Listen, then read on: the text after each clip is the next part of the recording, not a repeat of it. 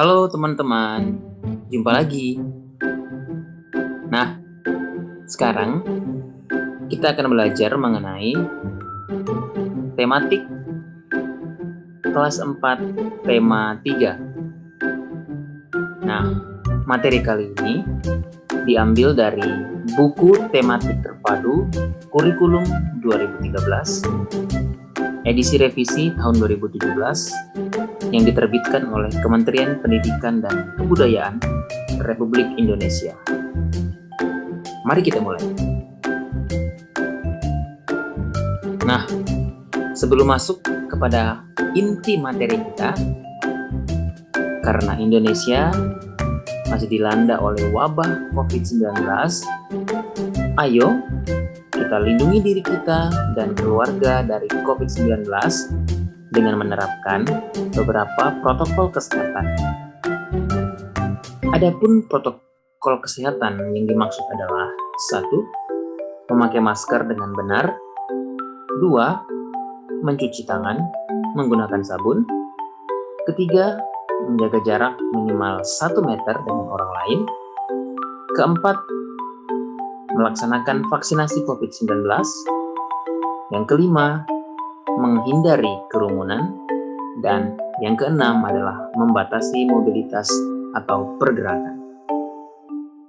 Mari sekarang kita lanjut ke materi. Nah teman-teman, hari ini ada 2 pembelajaran yang akan kita laksanakan, yaitu pembelajaran 4 dan pembelajaran 5. Mari kita mulai dengan pembelajaran 4. Sikap baik apa lagi yang bisa kita lakukan untuk tumbuhan di sekitar kita? Apakah teman-teman tahu sikap baik tersebut? Nah, selain menggunakan dengan tidak berlebihan, tanaman juga perlu kita rawat. Tanaman yang kita rawat akan menjadi subur. Ketika tanaman menjadi subur, kita akan mendapatkan manfaat yang lebih baik dari tanaman tersebut. Misalnya, kita merawat tanaman mangga dengan baik. Kita memupuknya, kita menyiramnya. Nah, suatu saat pohon mangga itu berbuah, kita akan mendapatkan manfaatnya berupa mendapatkan buah mangga yang segar, manis, dan bergizi untuk kita. Nah, demikianlah contohnya. Lani juga senang merawat tanaman. Ayo kita baca cerita tentang Lani dan adiknya. Lani dan adiknya. Lani mempunyai tanaman yang ditanamnya di rumah. Setiap hari dan sore hari, Lani selalu menyiram tanamannya. Selain menyiram, Lani juga memberikan pupuk seminggu sekali. Tanaman Lani tumbuh dengan subur. Adik Lani juga mempunyai tanaman yang ditanam di rumah. Seringkali ia lupa untuk menyiram tanamannya. Ia juga jarang memberikan pupuk. Lani sudah sering mengingatkan adiknya. Namun, adik Lani selalu lupa. Ia lebih senang menonton TV dan bermain. Tanaman miliknya pun layu dan hampir mati. Nah, demikianlah cerita Lani dan adiknya. Sekarang, saatnya teman-teman berdiskusi dengan kelompok. Adapun pertanyaan yang harus didiskusikan adalah sebagai berikut. Yang pertama, apa yang dilakukan Lani terhadap tanamannya? Jelaskan. Yang kedua, apa yang dilakukan adik Lani terhadap tanamannya? Jelaskan. Nomor 3, manakah yang menurutmu telah bersikap bijak terhadap tanaman? Lani atau adiknya? Jelaskan jawabanmu. Yang keempat, ketika adik Lani tidak menyiram tanamannya, siapa saja yang dia rugikan? Jelaskan jawabanmu. Nomor 5, ketika adik Lani lupa menyiram tanamannya, apakah dia sudah melaksanakan kewajibannya? Jelaskan jawabanmu. Yang keenam, ketika Lani menyiram tanamannya, apakah ia sudah melaksanakan kewajibannya? Jelaskan jawabanmu. Yang ketujuh, mengapa memperoleh hak untuk mendapatkan tanaman subur itu penting? Dan pertanyaan diskusi yang terakhir adalah, mengapa melakukan kewajiban untuk merawat tanaman itu penting? Nah, demikianlah 8 pertanyaan yang harus teman-teman diskusikan dengan teman sekelompok.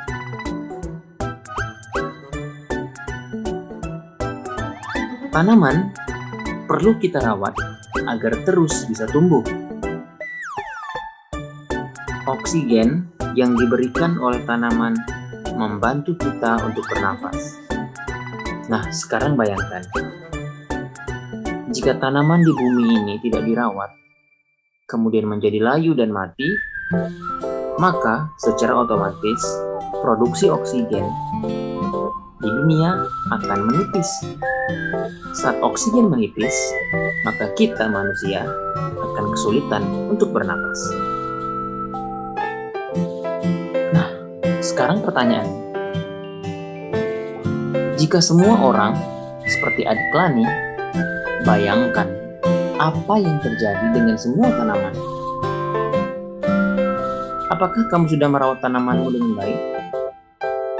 Mengapa kita harus merawatnya? Perhatikan gambar berikut.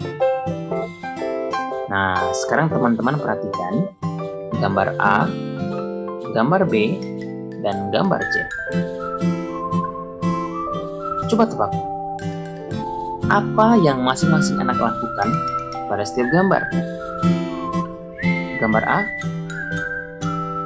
gambar B, dan gambar C.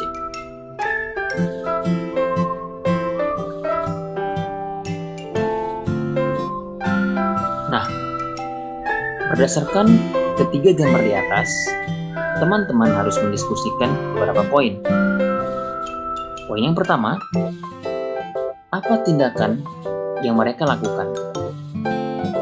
Nah, sekarang teman-teman lihat, di situ ada 3 kolom, yaitu kolom gambar A, gambar B, dan gambar C. Teman-teman tinggal memasukkan saja setiap gambar serta aktivitas yang terdapat pada gambar tersebut. Mari kita kerjakan bersama. Gambar A. Apa tindakan yang dilakukan? Ya, menyiram tanaman. Bagaimana dengan gambar B? Apa yang anak laki-laki tersebut lakukan? Ya, betul sekali. Ia membakar pohon. Kemudian bagaimana dengan gambar C? Apa tindakan yang mereka lakukan? Pada gambar C, kedua anak tersebut sedang menanam pohon. Ya, kita bisa melihat ada sekitar 4 buah tanaman atau pohon-pohon yang masih kecil. Dan di situ juga terdapat 4 buah pot. Nah, kelihatan mereka berdua sedang memindahkan tanaman tersebut ke dalam pot tersebut dan kemudian mengisinya dengan tanah. Nah, kita lanjut ke pertanyaan berikutnya. Pertanyaan kedua. Menurutmu, apakah tindakan tersebut baik? Kalau baik, jelaskan mengapa. Dan kalau tidak baik, jelaskan juga mengapa. Contoh, gambar A. Mari kita lihat gambar A. Apakah tindakan tersebut baik? Jawabannya adalah ya. Mengapa? Karena dengan menyiram tanaman, maka tanaman tersebut tidak akan layu dan akan tumbuh dengan baik. Bagaimana dengan gambar B? Apakah tindakan pada gambar B tersebut baik? Tidak. Mengapa? Karena tindakannya tersebut bisa membakar seluruh hutan. Bagaimana dengan gambar C? Apakah tindakan mereka baik? Ya, tentu saja. Mengapa? Karena tindakan mereka bisa menghijaukan lingkungan. Kita lanjut ke pertanyaan berikutnya. Pertanyaan berikutnya adalah, apa dampaknya bagi lingkungan? Mari kita lihat bersama. Untuk gambar A, dampak yang diberikan oleh gambar A kepada lingkungan adalah lingkungan akan menjadi semakin hijau. Kenapa semakin hijau? Karena tanaman yang disiram setiap hari dan diberi pupuk akan tumbuh subur dan akan membuat lingkungan semakin enak dan sedap dipandang. Gambar B. Nah, yang akan terjadi atau dampak yang ditimbulkan oleh tindakan anak pada gambar B adalah lingkungan akan menjadi rusak. Bayangkan saja, saat anak tersebut membakar sebuah pohon dalam suatu hutan, maka api dari pohon tersebut akan menjalar ke semua pohon-pohon yang lain yang ada di hutan tersebut. Tidak hanya pohon yang akan mati, tetapi hewan-hewan lain yang tinggal di sekitar hutan tersebut juga bisa terkena dampaknya. Dan dampaknya adalah lingkungan akan menjadi rusak. Bagaimana dengan gambar C? Apa dampaknya bagi lingkungan? Ya, dampaknya adalah lingkungan sekitar akan semakin banyak ditumbuhi pepohonan. Dan semakin banyak yang ditumbuhi pepohonan, maka oksigen yang tersedia untuk manusia akan semakin banyak. Nah, kita lanjut ke pertanyaan berikutnya. Apa dampaknya bagi orang lain? Gambar A. Pada gambar A, kita akan melihat bahwa dampak bagi orang lain adalah orang lain bisa melihat pemandangan yang hijau, pemandangan yang penuh dengan pepohonan, dan mungkin saja bunga-bunga. Sementara untuk gambar B, yang akan terjadi adalah, nah ini dia, orang lain dapat mengalami bencana seperti kebakaran hutan ataupun tanah longsor. Nah, kenapa bisa terjadi tanah longsor saat hutan dibakar? Karena tidak akan ada lagi yang bisa menahan tanah saat hujan turun. Jadi salah satu fungsi pohon atau akar pada pohon adalah untuk menahan tanah agar tidak bergeser. Nah, ketika pohon tersebut mati karena dibakar, maka saat turun hujan yang sangat lebat, maka tanah akan mudah menjadi longsor. Nah, kemudian kita beralih ke gambar C. Apa dampak gambar C bagi orang lain? Kita lihat. Ya, dampaknya adalah persediaan oksigen di bumi atau di lingkungan sekitar akan semakin banyak. Mengapa? Karena semakin banyak pohon yang ditanam, maka persediaan oksigen akan semakin banyak. Nah, berikutnya, silakan teman-teman diskusikan sendiri dengan teman-teman sekelompoknya. Masih terkait dengan gambar di atas, yaitu mengenai apakah perbuatan dalam gambar tersebut melanggar hak orang lain. Misalnya, jika seorang anak menyiram tanaman, apakah itu melanggar hak orang lain? Jika seorang anak membakar pohon di hutan, apakah itu melanggar hak orang lain? Kemudian C, jika ada anak yang menanam tanaman, apakah itu melanggar hak orang lain? Nah, pada bagian ini anak-anak harus menyebutkan alasannya. Jika iya, apa alasannya? Dan jika tidak, apa alasannya? Dan juga pertanyaan berikutnya adalah, apakah orang tersebut sudah melaksanakan kewajibannya? Jika sudah, mengapa? Sebutkan alasannya. Dan jika belum, juga disebutkan jawabannya atau alasannya.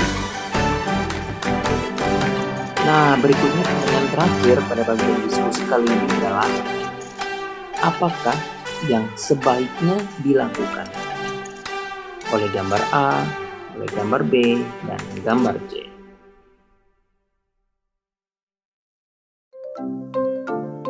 Nah, ini adalah contoh keseluruhan dari pertanyaan yang akan didiskusikan. Nah, demikianlah topik pada pembelajaran 4. Sekarang kita akan menuju atau kita akan berpindah ke pembelajaran 5. Nah, sebelumnya kamu telah belajar tentang padi. Tapi tahukah kamu bahwa jenis tanaman yang berbeda mempunyai tempat tinggal atau tempat hidup yang berbeda untuk tumbuh? Nah, mari kita cari tahu. Ayo kita meneliti. Amati gambar dan baca teks tentang tanaman padi dan teh berikut. Di manakah padi dan teh bisa tumbuh? Kemudian lingkungan seperti apa yang baik untuk tanaman tersebut? Mari kita lihat bersama-sama. Padi. Padi umumnya tumbuh di daerah yang berhawa panas, mengandung banyak uap air, dan curah hujan yang cukup. Sinar matahari dan suhu sangat mempengaruhi tanaman padi. Suhu yang baik untuk pertumbuhan tanaman padi adalah 23 derajat Celcius.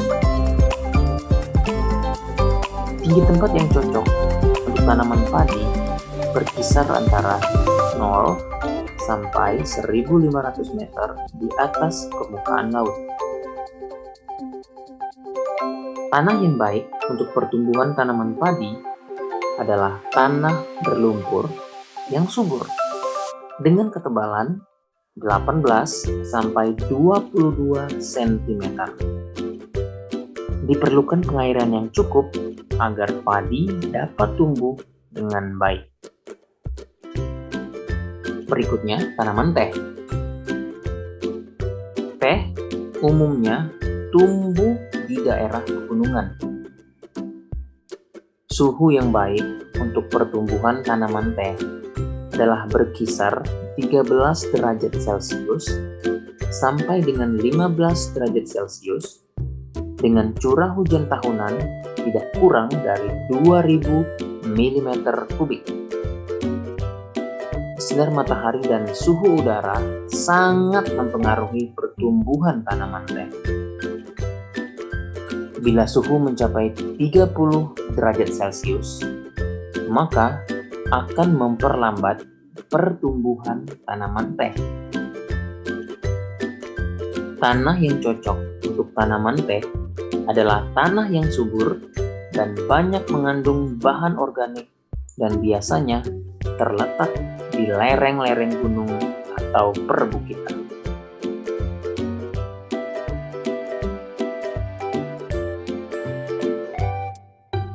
Nah, apakah teman-teman tahu gambar apa ini? Ya, betul. Ini adalah gambar ketupat. Nah, ketupat ini adalah salah satu olahan dari padi yang kemudian diolah menjadi beras dan biasanya diolah menjadi nasi yang kita makan setiap hari. Namun ternyata beras juga bisa diolah jadi makanan lain selain nasi, contohnya ketupat. Ketupat banyak dihidangkan terutama di saat teman-teman kita yang beragama Muslim merayakan hari Lebaran. Apakah kalian pernah menyantapnya? Nah, kira-kira apa lagi makanan yang juga dihasilkan dari beras atau padi? Nah, ini adalah contoh makanan yang bernama lontong. Makanan ini juga dihasilkan dari beras atau padi. Berikutnya, ini adalah lemang. Lemang ini merupakan salah satu makanan tradisional suku Dayak di Pulau Kalimantan. Biasanya saat acara naik dango atau acara-acara adat, lemang ini sering disajikan untuk dimakan bersama. Nah, yang terakhir, pasti teman-teman tidak akan asing lagi. Nah, ini adalah bakcang. Nah, teman-teman yang berasal dari suku Tionghoa tentu sering sekali menyantap hidangan bakcang ini. Berikutnya, kita akan melihat apa saja sih olahan yang bisa dibuat dari teh atau dari daun teh. Tentu saja selain teh yang biasa kita minum di kehidupan sehari-hari. Ada yang tahu olahan lain dari tanaman teh atau daun teh? Nah, mari kita lihat bersama. Nah, ini adalah gambar dari sebuah roti yang dibuat dari daun teh atau tanaman teh. Jadi ternyata tidak hanya teh yang bisa diminum saja, tetapi daun teh juga bisa dibuat roti. Yang berikutnya ada kue kering yang berbahan dasar daun teh. Nah, lihat saja warnanya yang hijau, yang hampir mirip dengan warna daun teh. Dan yang terakhir, yang paling baru adalah keripik dari daun teh. Nah, jadi ini adalah beberapa contoh olahan makanan yang lain selain teh yang biasa kita minum. Nah, berikutnya, setelah membaca teks tadi, apa kesimpulanmu tentang tanaman padi dan teh? Ayo, apa kesimpulanmu? Nah, kira-kira beginilah kesimpulanmu. Tanaman padi dan teh adalah dua jenis tanaman yang begitu banyak terdapat di Indonesia. Terlebih karena padi yang menghasilkan beras adalah makanan pokok orang Indonesia. Itu saja harus diolah dulu menjadi nasi, ya. Nah, berikutnya pertanyaan yang kedua adalah apa perbedaan antara tempat hidup tanaman padi dan teh? Nah, jika teman-teman menyimak teks mengenai tanaman padi dan teh tadi, maka pasti teman-teman bisa menjawab. Tempat hidup tanaman padi adalah tanah berlumpur yang subur dengan ketebalan 18 sampai 22 cm. Sementara itu, tempat hidup tanaman teh adalah tanah subur yang mengandung banyak bahan organik yang terletak di lereng-lereng gunung atau perbukitan. Pertanyaan berikutnya, menurutmu, apakah padi bisa tumbuh dengan baik di pegunungan? Sebaliknya, apakah teh bisa tumbuh dengan baik di sawah? Jelaskan jawabannya. Padi tidak bisa tumbuh dengan baik di daerah pegunungan. Demikian pula teh tidak bisa tumbuh dengan baik di sawah. Mengapa? Karena perbedaan tempat hidup akan mempengaruhi pertumbuhan tanaman tersebut.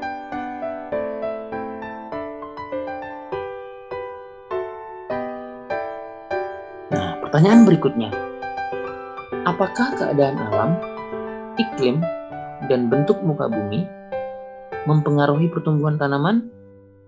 Jelaskan. Iya, tentu saja.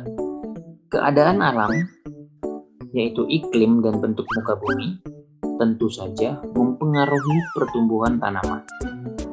Hal tersebut sudah dibuktikan berdasarkan penjelasan bacaan tentang tanaman padi dan teh di halaman sebelumnya, di mana padi memiliki tempat hidup di dataran rendah dengan kriteria yang demikian. Begitu pula tanaman teh hidup di daerah pegunungan juga dengan kriteria yang berbeda. Nah, jika kita ingin jawaban yang lebih sederhana, maka kita bisa katakan tanaman padi itu tumbuh di dataran rendah, sementara tanaman teh tumbuh di dataran tinggi. Padi dan tanaman teh tidak bisa ditanam di tempat yang berbeda. Mungkin bisa tumbuh, tetapi tidak akan bisa tumbuh dengan baik. Sebelum menanam tumbuhan tertentu, apa saja yang perlu diperhatikan agar tumbuhan dapat tumbuh dengan baik? Yang pertama, yang harus kita perhatikan adalah media tanam yang cocok untuk tumbuhan yang akan ditanam. Seperti pada gambar, kita bisa melihat ada media tanam organik, yaitu tanah lembang, kemudian ada pupuk kandang, ada tanah bakar, dan ada sekam padi. Nah, jadi gambar yang di bawah itu adalah gambar sekam padi. Sekam padi sendiri adalah bungkus atau kulit dari tanaman padi yang sudah dirontokkan. Berikutnya, apa saja faktor lainnya? Yang berikutnya ada iklim yang baik agar tanaman dapat tumbuh dengan subur. Jadi iklim juga memegang peranan yang penting. Berikutnya, ada kondisi alam yang sesuai dengan sifat tanaman agar hasilnya maksimal. Makanya tadi seperti yang disampaikan, kondisi alam persawahan itu cocok dengan tanaman padi, namun tidak cocok dengan tanaman teh. Demikian pula kondisi alam pegunungan tidak akan cocok untuk tanaman padi, melainkan sangat cocok untuk tanaman teh. Nah, berikutnya ada faktor-faktor pendukung lain seperti pupuk dan pengairan. Nah, pada gambar kita bisa melihat berbagai jenis pupuk. Ada pupuk Kebomas, ada pupuk NPK yaitu Ponska, kemudian ada pupuk NPK Kebomas 12, 11, dan 20, dan nama pupuk lainnya ada urea, ada SP36, dan lain sebagainya. Kemudian diperlukan juga adanya pengairan, ya, atau penyiraman pada tanaman. Kenapa penyiraman pada tanaman menjadi sangat penting? Karena air berperan penting dalam kehidupan seluruh makhluk hidup, baik itu manusia, baik itu hewan, dan tumbuhan. Namun, pemberian air kepada tanaman tidak boleh terlalu berlebihan, karena pemberian air yang berlebihan pada tanaman malah akan membuat tanaman menjadi kelebihan air, kemudian menjadi layu, dan bahkan bisa membunuh tanaman tersebut. Nah, teman-teman sekalian, tumbuhan di sekitar kita memberi begitu banyak manfaat bagi manusia. Selain untuk makanan, tumbuhan juga dapat dimanfaatkan untuk karya seni, seperti karya seni kolase yang telah teman-teman buat pada pembelajaran sebelumnya. Nah, teman-teman, demikianlah pembelajaran pada hari ini. Semoga pembelajaran yang disampaikan bisa diterima dengan baik dan teman-teman semakin bisa merawat serta melindungi tumbuhan di sekitar kita. Tetap semangat belajar dan salam sehat untuk kita semua. Sampai jumpa lagi.